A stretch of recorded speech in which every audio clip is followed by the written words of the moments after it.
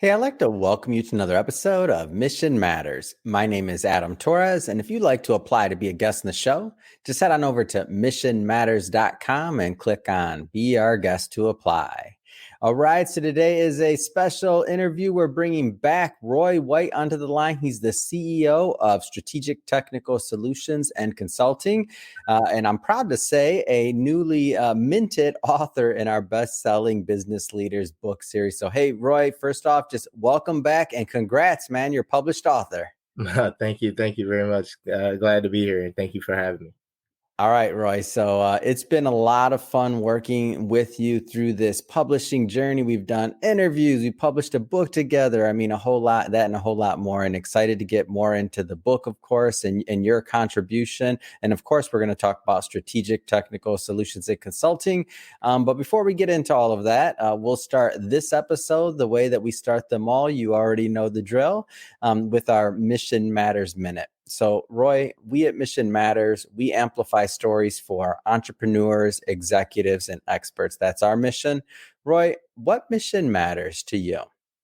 The mission of giving back to the community and making sure that your leadership is impactful, not only professionally but personally as well. You kind of create the world that you want to live in. Yeah, it's great. Love bringing mission-based executives and entrepreneurs on the line to share why they do what they do and really what we can all learn from that, so we all grow together. So great having you back on. And just to dive right in, I don't want to assume that maybe some of our newer listeners or audience maybe caught some of our previous work together. So let's just start with your background. I mean, how did you get started in the business?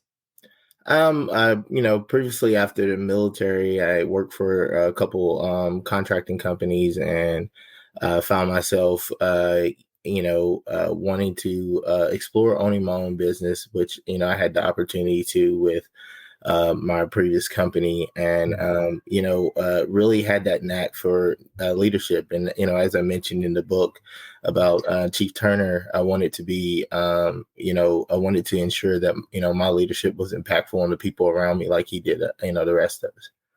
Yeah, it's so I want to stick on the background just a little bit longer before we get into the book. Okay, all So right.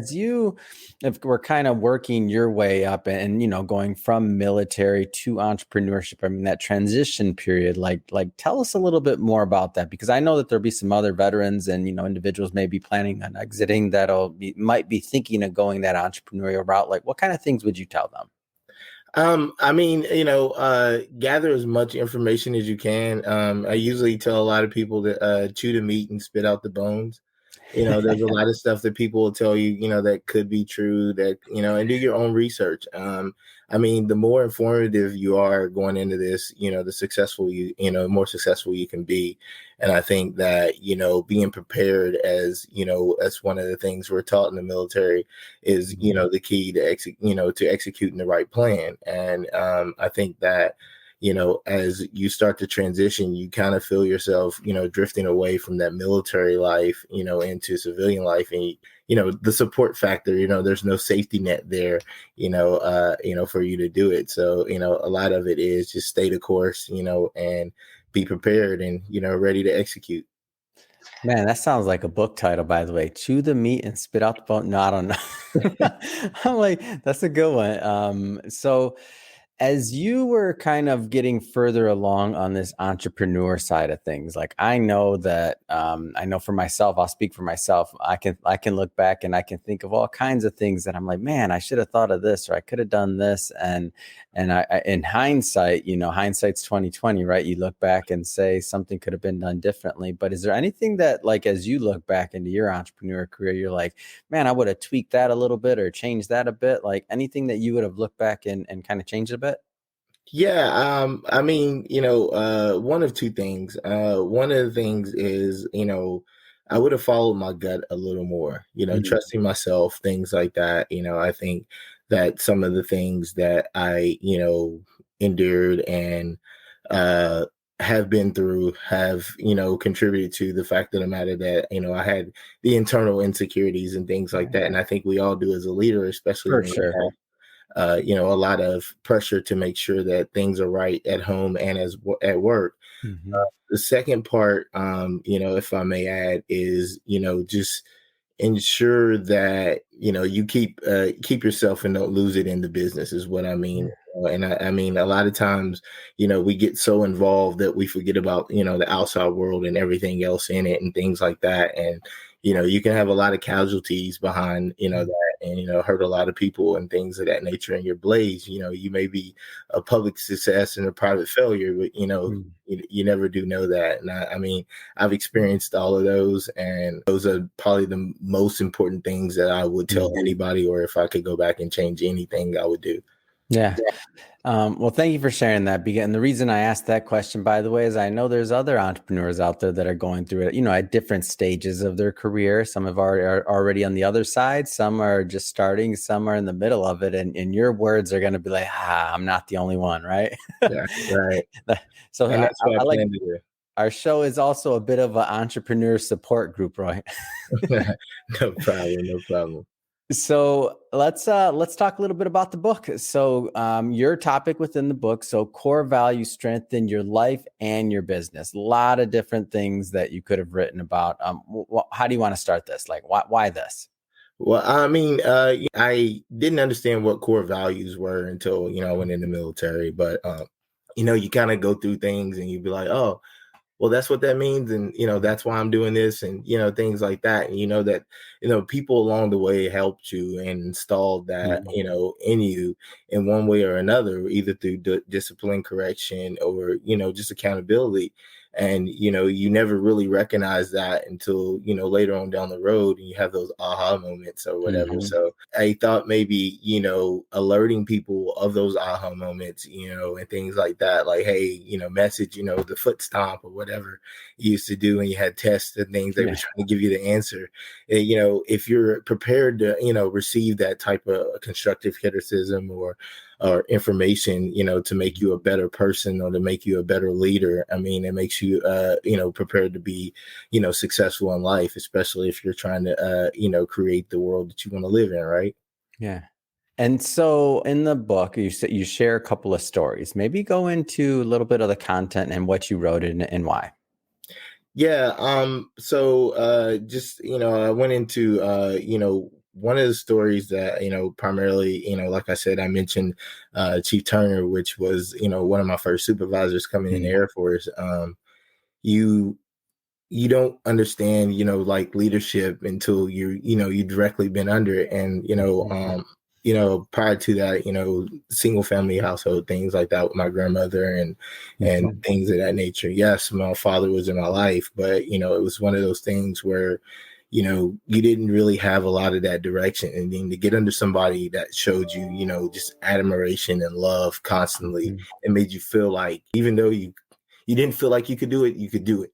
Yeah. And being able to do that, to people, and do that in return kind of got me to where I was today. And, I know that, the kids that I touch, the kids that I help and things like that with my, bringing them exposure to technology and cyber and things like that, and getting them excited, early on. And I wish I had somebody, and we had that conversation, you and I, getting us excited about the different things that they could do in this world early on in life, when that they're probably not getting that conversation at home. Other business owners aren't having that conversation. Nobody's coming back and saying, I appreciate you, or patting you on the back. As long as you sign the checks, that's all that matters, right? Yeah.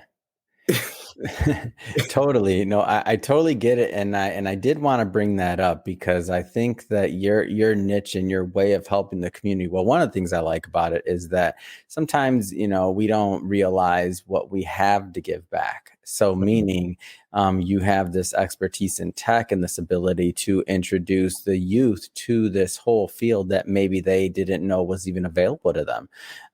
Maybe tell us a little bit more about that and kind of how you're working in the community and providing that exposure. Yeah, so I'm working with a couple nonprofits, and one of the things that we primarily do is the Patriot Technology Center, Mr. Thurman Jones. He's been doing this for like 29 years, and he gave me an opportunity to provide kids with a an exposure to, Yeah. with us getting more reliant on technology and things like that. Kids, during COVID everybody got email addresses and things like that, which makes Wow. you a target for phishing and things of that nature. The kids, were dealing with many different things going through these issues, but getting them to be cyber aware and things like Mm. that, understanding the different avenues there are out there about work and career and things of that nature, and getting them excited about something more than what they see on TV. You can do this, you can be this, Mhm. and you can provide the same thing to the community as I have, and use my influence to help those kids see that there's a lot more to Yeah. this world. Has been a blessing to me through my pain and trauma and things like that. I've been able to bless others. Did you say over 20 years that that organization's been running? Yes, sir. Wow, that's amazing. How like advanced and how like far ahead to try to introduce the youth to technology, like even way back then, right? Like I'm thinking about Yes. what I was doing 20 years ago. It wasn't that. Yeah, and I mean, and it's that gap, Yeah. that we all see and understand that, hey, we've been pushed to use technology, but I Mhm. mean, what am I using it for? Why am I doing it? What Yeah. is this? And a lot of people are intrigued to understand why. And I think if they understand why, they'll understand to protect, Mhm. and and in that process, be a better human about it and things like Yeah. that. I know another organization you're working with is Run Hope Work. Tell Yeah. us a little bit more about that. So I teamed up with them to help out with a grant program that they have, and I'm helping them organize and set up their IT support as they begin to create a ecosystem of Mm. students through cohorts to help them get jobs, in IT and construction, but learn how to do things internally. Shout out to Mr. Leonard Howard and his team down there, because we've really the first cohort graduates on Friday and things like that, and hoping Wow. that at least 7 out of the 11 have been placed already in jobs, and Get out of here. That's amazing. so we're really moving along. Even before finishing the program, yeah? I'm just helping along from the technical side and giving the Yeah. technical expertise and things like that of what we need and how we need to get it done. And I very grateful to be a part of, the things that they're doing. That's an accomplishment right there. Yeah. Let's go. I want to shift gears here a little bit and talk a little bit more about your company. So, Strategic Technical Solutions and Consulting. So, Mhm. tell us a little bit more about what you do and maybe who you work with. So now, it's kind of shifted, and, I told you that as well. Yeah. My focus, my focus has been more so about working in the community and things like Mm. that, and working with organizations to help them from the strategic side of the technical aspects of marketing, as well as building business, and as well as business infrastructure. It's Mm. been kind of that supportive role of being an advisor to help them get along with things of that nature, as far as what they need to do, and this Mhm. is how you execute and things like that, and providing those footprints, because I know, even though they have to learn their own way, Yeah. to do it, it's just treating every being agnostic to every way and everybody's thought process, and Mhm. understanding how to help them grow from that. Yeah. And it also like you help them kind of lay out that roadmap for like their tech stack, or like let's get in the weeds a little bit, because I wanna have, I mean, a lot of business owners, a lot of executives watch this show, and I want to Mhm. make sure that if you're their guy, that they reach out. So are you helping them with like their tech stack, their back end? Like tell us a little Yeah, bit it's from the infrastructure within. A lot of people don't know what they don't know, and more. having my expertise as as a business owner in the past, and the IT side, and Mhm. understanding, even talking to different business owners and understanding that they have different issues and they Mhm. approach different issues because of, a HR person isn't going to protect their home network like, Yeah. like an IT person is, Yeah. and, you're not going to have all the IT procedures if you're, but marrying those and using the connections and the people that I've known, to help marry together all the resources that an organization needs or whatever has been, very fruitful from the aspect of, being able to help others and that feeling at the end of that. What is so, and I don't want to generalize too much here, but I know that like you go into a new organization and sometimes the same themes tend to apply or tend to come up. What are some of those themes or those gaps or those loopholes where you're like, oh, gotta fix this? Like, what are some of those common ones that just tend to come up over and over again? Kind of that's the way it's always been done, type Uh, mentality, or the rejection of change. That's primarily what my master's was in. I mean, we had a great curriculum behind do you organizational cringe? Do you change. get scared once you hear that's the way we've always done it? Yeah, A because little bit, you're like, here we go. it's a barrier, that's already letting you know that they're rejecting change before they even get to see what it is. So Mhm.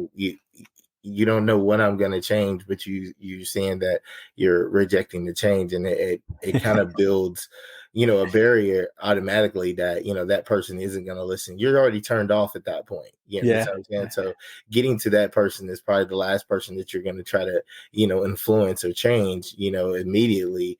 Most importantly, sometimes you would want to get into them, kind of meet with them in the Mm. beginning just to kind of, especially if they're a stakeholder, but understanding that a lot of people are set in their ways and it's always worked this way, but now Yeah. you have to pivot a little bit. If you want to expand, yes, you're still down that road, but you're still doing the same thing that you've been doing. It hasn't changed. So when does that well run dry, or do you expand and do you start Mm. to look outside of the box and see that there's something else out there for you? Mm. Well, Roy, that's the way we've always done it. No, Yeah. had to do I it. mean, Had to do it to you.